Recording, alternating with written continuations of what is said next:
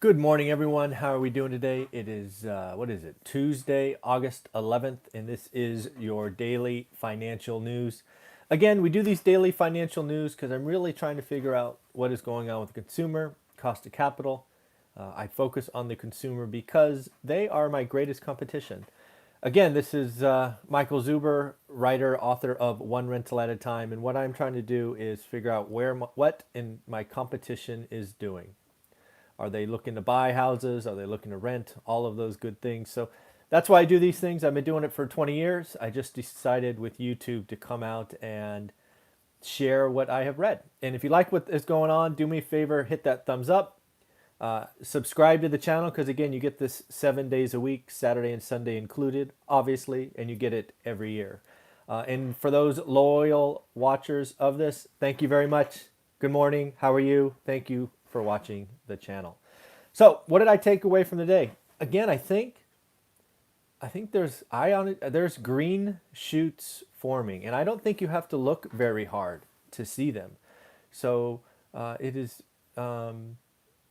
this is fun. So, first and foremost, I don't know if you saw this, but TSA, right, that screeners at the airports, reported last weekend that travel was up, set a record post March. Now, if you want to look at it on the negative, yes, it's down 75%, but frankly, that number doesn't really mean anything. We are coming back. What I thought was funny, if you read the article, excuse me, one sec. I'm going to sneeze. Maybe not. Nope.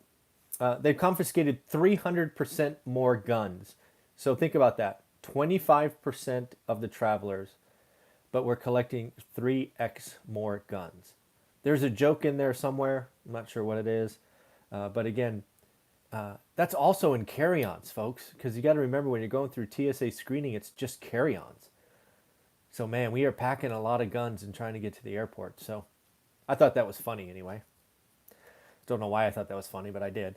I don't know if you're tracking the Uber and Lyft news of the day, but it looks like they lost a court case where they must classify their drivers as employees.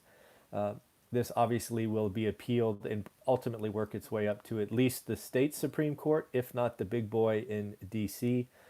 But again, I think, at least in California, the law is definitely on the driver's side. Uber and Lyft are going to have a pretty heavy battle. So it is interesting to see, and we'll see where it goes next. I would have expected Uber and Lyft to have a bigger hit today, but I guess they were expecting this, and they know that it'll be appealed and kind of work its way up the channel. But I saw that late yesterday. Didn't think those stocks would perform very well today. So again, some good news. I read this article twice to make sure I wasn't reading it incorrectly. There was a survey of 2,040 small businesses.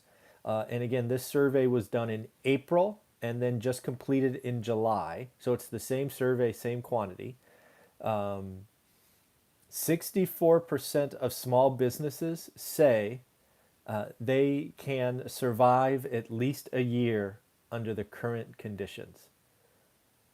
That's good news, right? I mean, I don't know about you, but every time I turn around, there's seemingly discussion about 30, 40, 50% of small businesses never coming back.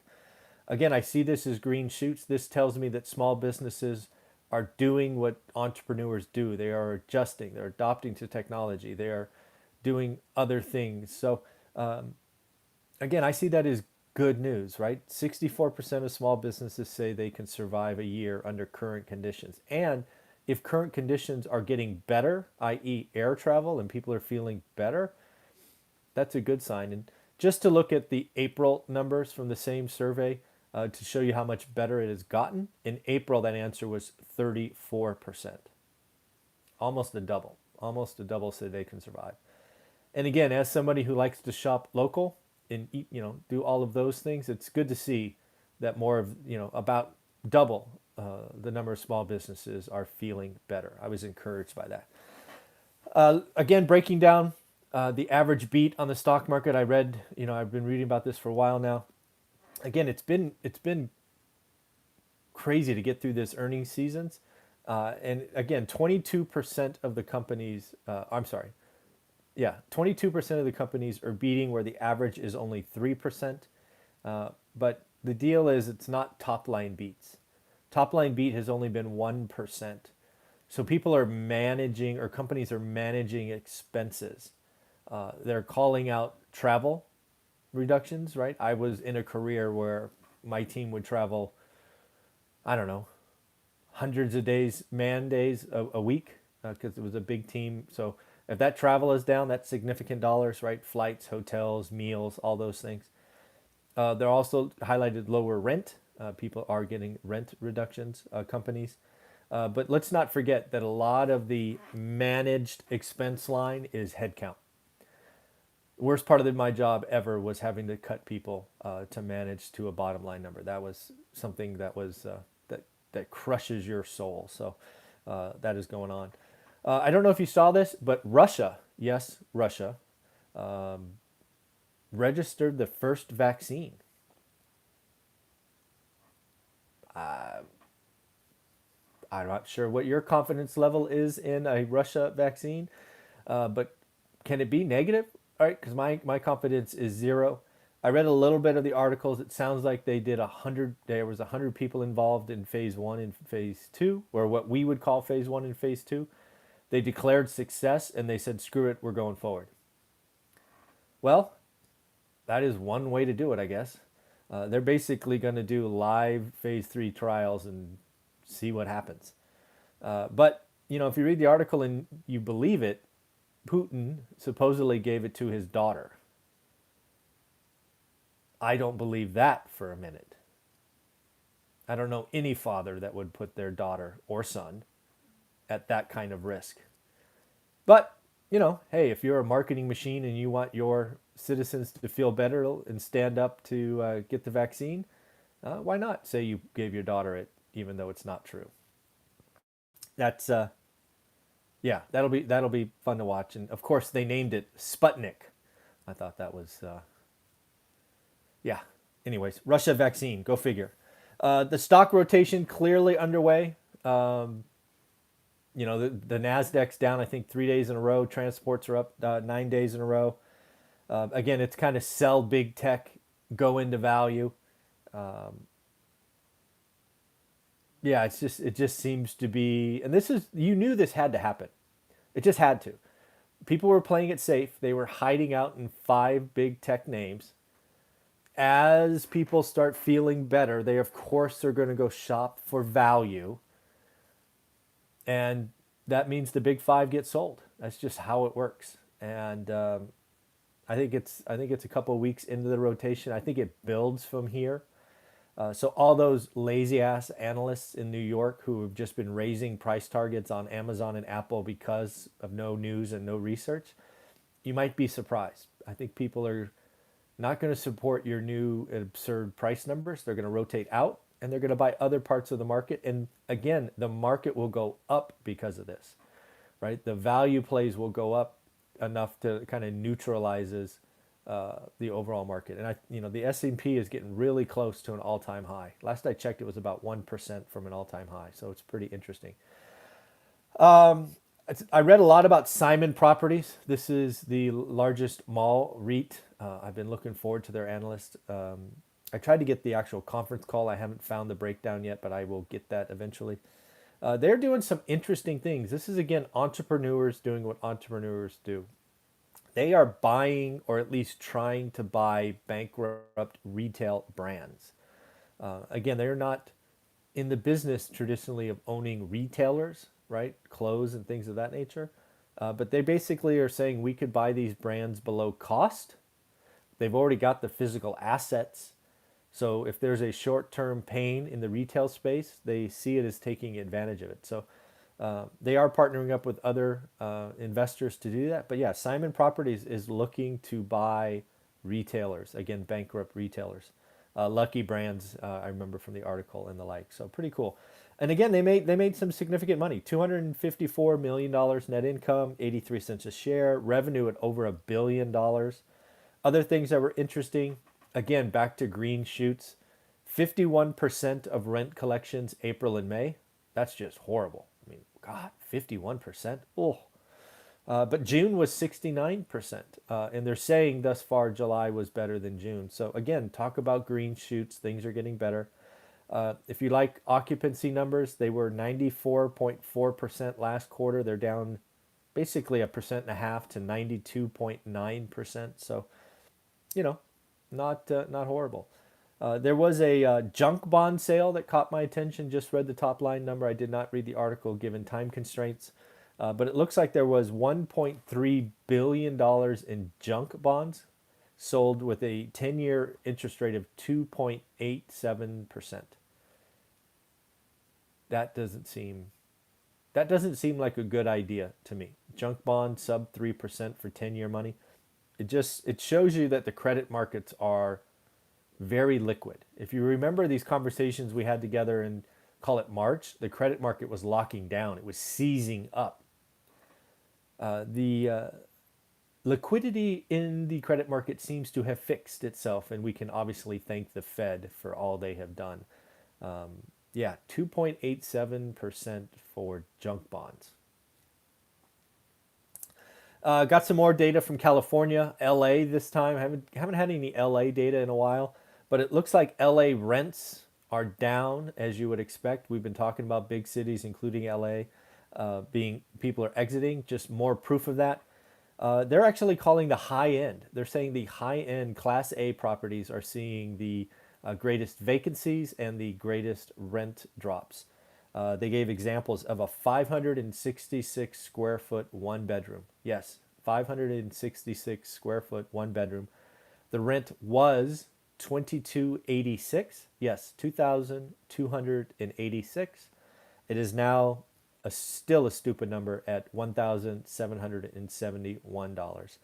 So that drop is 500 and what is that? 15 bucks or 20%. That's a 20% drop.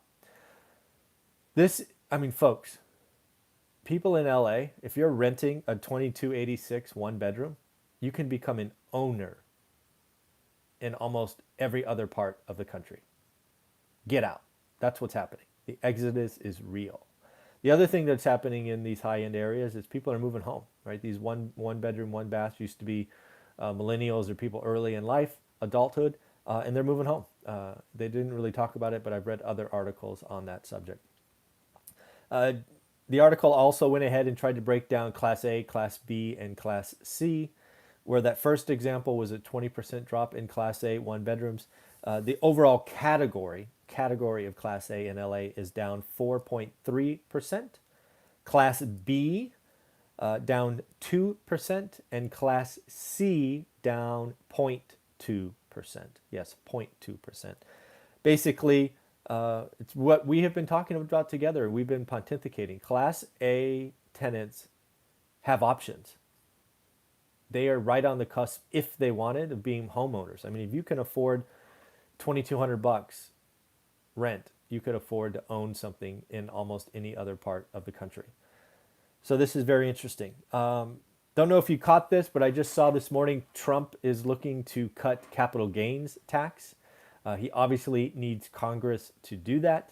But apparently there is something called indexing your capital, which some people say you could do via executive order. Others say it's a legal quagmire and should be avoided. Apparently, the Bush Jr. thought about this at one point, but backed away. Basically, what it does is you will not pay capital gains on the amount that is attributed to inflation. So this helps real estate investors, frankly, right? So if you bought an asset for 100, it's now 200, but I don't know, 40% of that or 50% of that was inflation related. That gain won't be taxed. Given this, again, I have never heard of it. I've never researched it. I will. It's called indexing capital. Again, he can't drop the true capital gains tax by himself, but apparently some people are saying he could do an executive order again on that. I suspect if he believes he can, he will. That will be interesting to see how that ripples through. He does highlight that he wants to do it because it creates jobs. I'm not sure how indexing your capital for inflation creates jobs, but I'm not sure. Um, yeah, I'll try to find a presentation on capital indexing. I've never heard of it, as I just mentioned, or never researched it. And then lastly, let's close with home prices. There's an article done by thestreet.com today talking about the 15 high markets that lost value and 15 markets that gained value. And they also highlight active listings, which I thought were really interesting. So the two markets that lost the greatest value, Miami down 2.3%, again negative 2.3.